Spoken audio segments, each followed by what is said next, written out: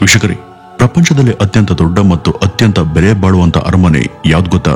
British ರಾಜವಂಶದ ಬಕಿಂಗ್ಹಾಮ್ ಅರಮನೆ ಅಲ್ಲ, ಸೌದಿ ಅರೇಬಿಯಾದ ರಾಜನ ಅರಮನೆ ಕೂಡ ಅಲ್ಲ, ಕತಾರ್ನ ಅಮೀರ್ ಅವರ ಅರಮನೆ ಕೂಡ ಅಲ್ಲ. ಅದು ಇರೋದು ಏಷ್ಯಾದ ಒಂದು ಸಣ್ಣ ದೇಶದಂತ ಬ್ರುನೈನಲ್ಲಿ ಪ್ರಪಂಚದ ಅತ್ಯಂತ ಭವ್ಯವಾದಂತ ಅರಮನೆ ಇದೆ. ಆ ದೇಶದ ಸುಲ್ತಾನ ಪ್ರಪಂಚದ ಅತ್ಯಂತ ಶ್ರೀಮಂತ ಮತ್ತು ಶಕ್ತಿಶಾಲಿ ವ್ಯಕ್ತಿಗಳಲ್ಲಿ ಒಬ್ಬ. ಆತನ ಹೆಸರೇ ಸುಲ್ತಾನ್ ಹಸನ್ ಅಲ್ ಬೋಲ್ಕಿಯಾ. ವಿಚಿತ್ರ ಅಂದ್ರೆ ಆತನ ಅರಮನೆಯಲ್ಲಿ ಬಂಗಾರ ಅನ್ನೋದು ಒಂದು ಸಾಮಾನ್ಯ ವಸ್ತು ರೀತಿ. ಅರಮನೆಯ ಪ್ರತಿಯೊಂದು ಬಾಗ್ಲು, ಕಿಟಕಿ, ನೆಲ, ಗೋಡೆಗಳು, ಕುರ್ಚಿಗಳು, ಮೇಜುಗಳು ಮತ್ತು ಇನ್ನೂ ಕೂಡ ಅನೇಕ ಮೂಲೆಯಲ್ಲೂ ಕೂಡ ಅಮೂಲ್ಯವಾದಂತ ಹೊಳೆಯುವಂತ ಬಂಗಾರ ಕಾಣಿಸುತ್ತೆ. ಬ್ರುನೈ ಅಂದ್ರೆ ಕೇವಲ ಸಂಪತ್ತಿನ ಹೆಸರು ಮಾತ್ರ ಅಲ್ಲ, ಆ ದೇಶದ ಪ್ರತಿಯೊಂದು ರಸ್ತೆ ಕೂಡ ಒಂದು ಹೊಸ ರಹಸ್ಯವನ್ನ ಹೊರಹಾಕುತ್ತೆ. ಆ ಸುಲ್ತಾನನ ಒಂದೇ ಒಂದು ಮಾತೆ ಕಾನೂನು.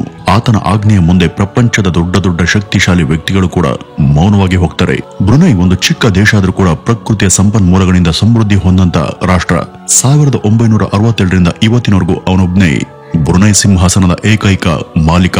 ಎರಡನೇ ಕ್ವೀನ್ ಎಲಿಜಬೆತ್ನ ನಿಧನದ ನಂತರ ಪ್ರಪಂಚದ ಅತಿ ದೀರ್ಘಾವಧಿಯ ಆಡಳಿತ ನಡೆಸಿರುವಂತಹ ರಾಜ ಎಂಬ ಹೆಗ್ಗಳಿಕೆಗೆ ಈತ ಪಾತ್ರನಾಗಿದ್ದಾನೆ. ವೀಕ್ಷಕರೇ, ನಾವ್ಯಾರು ಊಹೆ ಕೂಡ ಮಾಡದಷ್ಟು ಸಂಪತ್ತು ಆತನ ಬಳಿ ಇದೆ.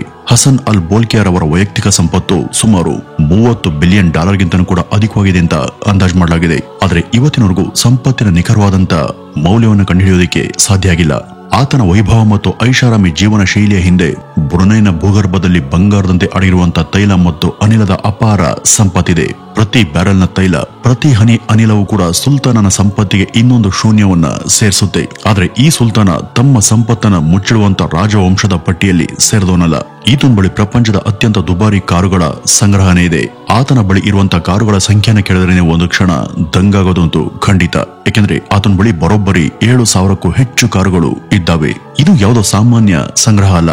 ಇದರಲ್ಲಿ ಒಟ್ಟು 600 ರೋಲ್ಸ್ ರಾಯ್ಸ್ ಕಾರುಗಳಿವೆ, 450ಕ್ಕೂ ಫೆರಾರಿಗಳು ಮತ್ತೆ 3,880 ಬೆಂಟ್ಲಿಗಳಿವೆ.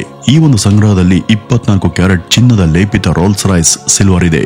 ಇದನ್ನ Guinness book of world records ನಲ್ಲಿ ಪ್ರಪಂಚದ ಅತ್ಯಂತ ದುಬಾರಿ ಕಾರು ಅಂತ ದಾಖಲು ಮಾಡಲಾಗಿದೆ. ಸುಲ್ತಾನನ ಈ ಕಾರುಗಳ ಸಂಗ್ರಹದ ಬೆಲೆ ಸುಮಾರು ಅಂದಾಜು $5 ಬಿಲಿಯನ್ ಗಷ್ಟಿದೆ ಅಂತ ಹೇಳಲಾಗುತ್ತೆ. ಇಷ್ಟೆಲ್ಲ ಆತನ ಬಳಿ ಇರುವಂತಹ ಖಾಸಗಿ ಜೆಟ್ ಗಳಿಗೇನು ಕಡಿಮೆ ಇಲ್ಲ. 24 ಕ್ಯಾರೆಟ್ ಚಿನ್ನ ಲೇಪಿತ ಬೋಯಿಂಗ್ ನ 747-400 ಇದೆ.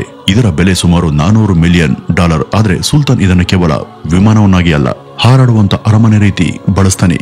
ಕ್ರಿಸ್ಟಲ್ ಚಾಂಡಲಿಯರ್ಗಳು, ಬಂಗಾರದ ವಾಶ್ ಬೇಸಿನ್ಗಳು ಮತ್ತೆ ಐಷಾರಾಮಿ ಇಂಟೀರಿಯರ್ ಮೇಲೆ ಈತ $1 ಮಿಲಿಯನ್ ಹೆಚ್ಚುವರಿ ಹಣವನ್ನ ಖರ್ಚು ಮಾಡಿದ್ದಾನೆ. ಇದು ಆತನ ಶಕ್ತಿ ಮತ್ತು ಸಂಪತ್ತನ್ನ ಜನರಿಗೆ ಎತ್ತಿ ತೋರಿಸುತ್ತೆ. ಒಟ್ಟಾರೆ ಈ ಸುಲ್ತಾನ ಬಳಿ 17 ವಿಮಾನಗಳಿದ್ದಾವೆ. ಅವೆಲ್ಲವೂ ಕೂಡ ಆತನ ಖಾಸಗಿ ಸಂಗ್ರಹಗಳಾಗಿದ್ದು ಪ್ರತಿಯೊಂದು ವಿಮಾನದಲ್ಲೂ ಕೂಡ ಬಂಗಾರವನ್ನ ಯಥೇಚ್ಛವಾಗಿ ಬಳಸಲಾಗಿದೆ. ಹೀಗಾಗಿ ಆತನನ್ನ ಆಕಾಶದ ಶಹನಾಯಿ ಅಂತನೂ ಕೂಡ ಕರೆಯಲಾಗುತ್ತೆ.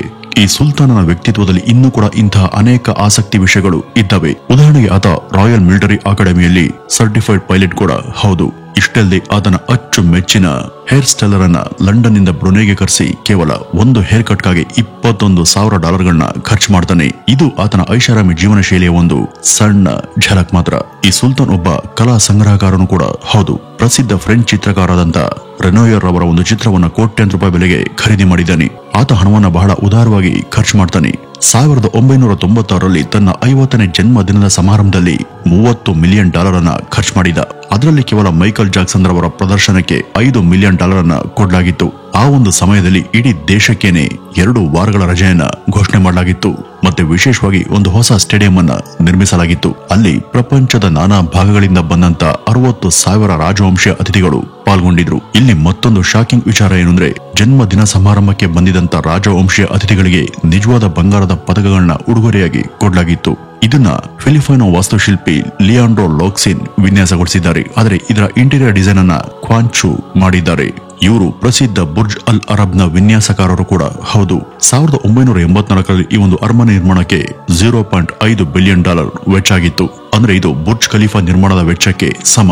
ನೂರಲ್ ಇಮಾನ್ ಅಂತ ಕರೆಯಲ್ಪಡುವಂತ ಈ ಒಂದು ಅರಮನೆ ಪ್ಯಾರಿಸ್ನ ವರ್ಸೈ ಪ್ಯಾಲೇಸ್ ಗಿಂತ ಕೂಡ 3 ಪಟ್ಟು ದೊಡ್ಡದು. ಇದರಲ್ಲಿ 1788 ಕೊಠಡಿಗಳು, 257 ಬಾತ್ರೂಮ್ಗಳು, 5,000 ಅತಿಥಿಗಳಿಗಾಗಿ ಬ್ಯಾಂಕ್ವೆಟ್ ಹಾಲ್, ಒಂದು ಮಸೀದಿ, 110 ಕಾರ್ಗಳ ಗ್ಯಾರೇಜ್ ಮತ್ತೆ 5 ಸ್ವಿಮ್ಮಿಂಗ್ ಪೂಲ್. ಇನ್ನು ಅತ್ಯಂತ ವಿಶೇಷ ಅಂದ್ರೆ ಇದರ ಗುಂಬಜನ 22 ಕ್ಯಾರೆಟ್ ಚಿನ್ನದಿಂದ ನಿರ್ಮಿಸಲಾಗಿದೆ.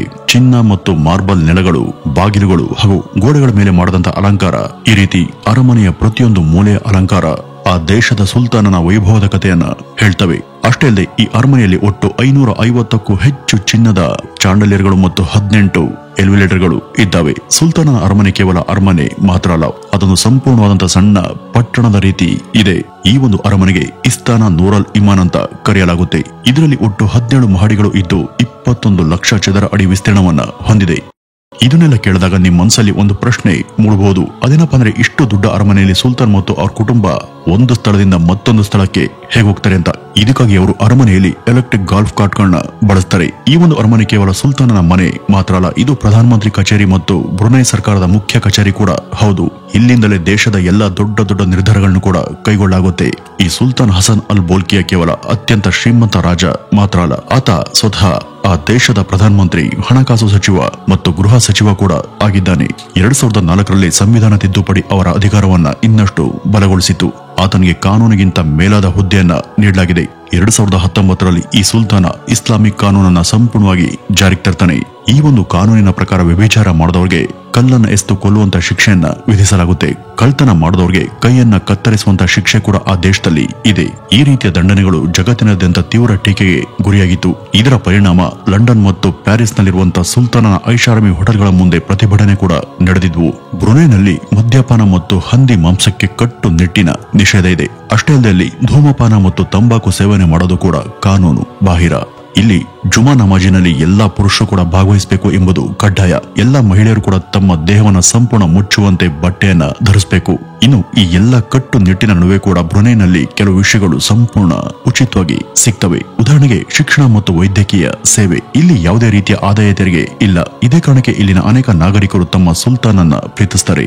ಅವರ ಪ್ರಕಾರ ಶರಿಯಾ ಕಾನೂನು ದೇಶವನ್ನ ಶಾಂತಿಯುತವಾಗಿ ಇಟ್ಕೊಂಡಿದೆ ಮತ್ತು ಕ್ರೈಮ್ ರೇಟ್ಗಳನ್ನ ಸಂಪೂರ್ಣವಾಗಿ ಕಡಿಮೆ ಮಾಡಿದೆ. ಆದ್ರೂ ಆ ದೇಶದ ಕೆಲವು ಪ್ರಜೆಗಳಿಗೆ ಅವರ ದೇಶ ಮತ್ತು ಆ ದೇಶದ ನಿಯಮಗಳು ಬೋರ್ ಆದಾಗ ಮತ್ತೆ ಸ್ವಲ್ಪ ಸ್ವತಂತ್ರವನ್ನು ಅನುಭವಿಸಬೇಕು ಅಂತ ಅಂದಾಗ ಅವರು ಮಲೇಷಿಯಾದ ಮೇರಿ ನಗರಕ್ಕೆ ಹೋಗ್ತಾರೆ. ಅಲ್ಲಿ ಮದ್ಯ ಮತ್ತು ಮುಕ್ತ ವಾತಾವರಣ ಸಿಗುತ್ತೆ.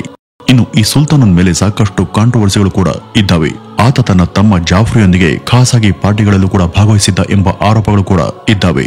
1992ರಲ್ಲಿ ಮಿಸ್ ಯುಎಸ್ಎ ಶಾನನ್ ಮಾರ್ಕೆಟಿಕ್ ಅವರು ಸುಲ್ತಾನ್ ಮತ್ತು ಅವ್ರ ತಮ್ಮನ ವಿರುದ್ಧ ಕೇಸನ್ನ ದಾಖಲಿಸಿದ್ರು. ಅದೇನಪ್ಪ ಅಂದ್ರೆ ಅವರಿಬ್ರು ಆಕೆಯನ್ನ ಬಂದಿಯಾಗಿಟ್ಕೊಂಡು ತಮ್ಗೆ ಇಷ್ಟ ಬಂದಂತೆ ಆಕೆಯನ್ನ ಕೆಟ್ಟಾಗಿ ಬಳಸ್ಕೊಂಡಿದ್ದಾರೆ ಅಂತ. ಆದ್ರೆ ಅಮೆರಿಕ ನ್ಯಾಯಾಲಯ ಸೊವರೆನ್ ಇಮ್ಯುನಿಟಿ ಕಾರಣದಿಂದ ಸುಲ್ತಾನ್ ವಿರುದ್ಧ ಯಾವುದೇ ತೀರ್ಪನ್ನ ಕೊಡ್ಲಿಲ್ಲ. ಇದರಿಂದ ಆತ ಎಷ್ಟು ಶ್ರೀಮಂತ ಮತ್ತು ಶಕ್ತಿಶಾಲಿ ವ್ಯಕ್ತಿ ಎಂಬುದು ಸ್ಪಷ್ಟವಾಗಿ ಗೊತ್ತಾಗುತ್ತೆ.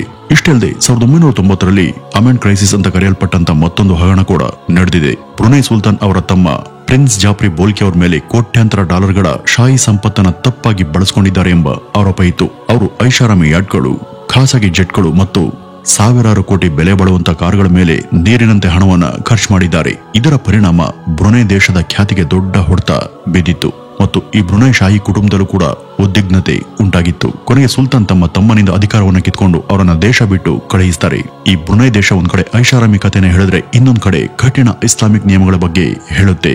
ಈ ಬ್ರುನೈ ಬಗ್ಗೆ ನೀವು ಯಾವತ್ತೂ ಕೇಳದಂತ ಕೆಲವು ಇಂಟ್ರೆಸ್ಟಿಂಗ್ ವಿಚಾರಗಳು ಕೂಡ ಇದ್ದಾವೆ. ಈ ಬ್ರುನೈ ಎಂಬ ಪದದ ಅರ್ಥ ದಟ್ಸ್ ಇಟ್ ಅಂತ. ಇದರ ಪೂರ್ಣ ಹೆಸರು ನೆಗೆರಾ ಬ್ರುನೈ ದಾರುಸಲಾಂ. ಇಲ್ಲಿ ನೆಗೆರಾ ಅಂದ್ರೆ ದೇಶ, ದಾರುಸಲಾಂ ಅಂದ್ರೆ ಶಾಂತಿಯುತವಾಗಿ ವಾಸಿಸುವಂತ ಜಾಗ.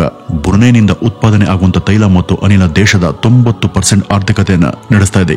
2ನೇ ವಿಶ್ವ ಯುದ್ಧದಲ್ಲಿ ತೈಲದ ಕೊರತೆಯಿಂದ ಈ ಜಪಾನ್ ಬ್ರುನೈ ಮೇಲೆ ಆಕ್ರಮಣ ಮಾಡಿತ್ತು. ನಂತರ ಬ್ರಿಟಿಷರು ಅದನ್ನ ಜಪಾನಿಂದ ಮುಕ್ತಗೊಳಿಸಿದ್ರು.